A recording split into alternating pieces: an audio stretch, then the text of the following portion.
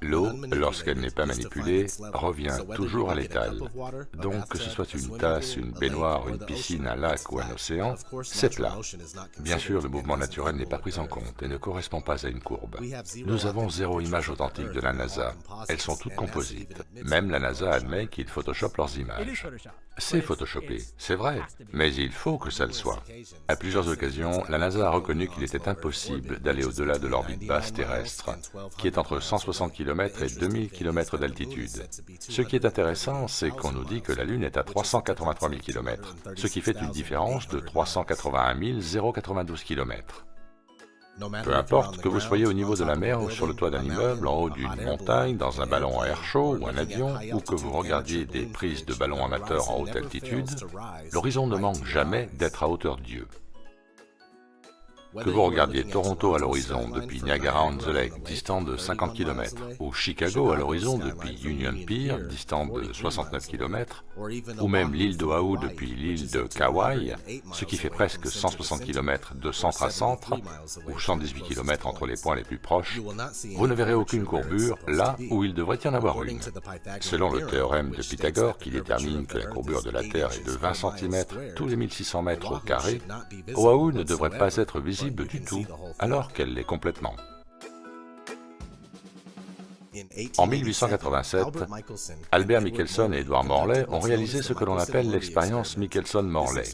Cette expérience tenta de prouver le supposé mouvement de la Terre autour du Soleil, et alors qu'elle échoua, Albert Einstein fut contraint de formuler la théorie de la relativité pour surmonter ce problème. En fait, à chaque fois que la science mainstream est confrontée à des résultats non désirés, elle trouve une solution de rechange qui n'est pas du tout de la vraie science. Le Soleil est prétendument à 150 millions de kilomètres avec un rayon supposé à plus de 644 000 kilomètres. Mais il est facile de prouver sa proximité et sa petite taille en observant l'origine des rayons crépusculaires dans le ciel. Si le ciel était réellement à 150 millions de kilomètres, il serait impossible d'observer ces rayons avec un tel angle, car ceux-ci seraient constamment à angle droit. Selon la théorie du globe, une éclipse lunaire se produit quand le Soleil, la Terre et la Lune sont alignés. Mais il a été officiellement reconnu que depuis le XVe siècle, plus de 50 éclipses se sont produites alors que le Soleil et la Lune étaient visibles au-dessus de l'horizon. F. H. Cook, The Terrestrial Plane. C'est une idée fausse commune de croire que l'ombre de la Terre provoque les phases lunaires. Même les prêtres et les pasteurs de la science-religion admettent ce fait.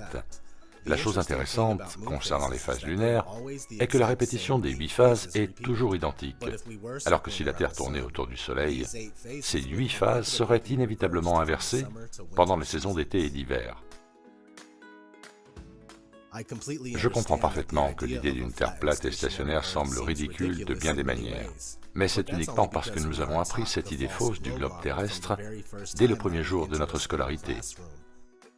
Sans parler de la façon dont le concept de la Terre plate est moqué lorsqu'on le présente. On le décrit comme un monde hautement risible où les navires, les bateaux et l'eau basculeraient sur ses bords. Donc je comprends, mais ça fait partie de la tromperie. J'ai passé 30 ans de ma vie à croire que nous vivions sur un globe tournant. Ce n'est qu'après avoir étudié scientifiquement et sans biais les affirmations de la théorie de la Terre plate que j'ai commencé à réaliser qu'elle n'était pas si farfelue que ça. Maintenant, après presque 2 ans de recherche, je suis certain que la Terre est plate.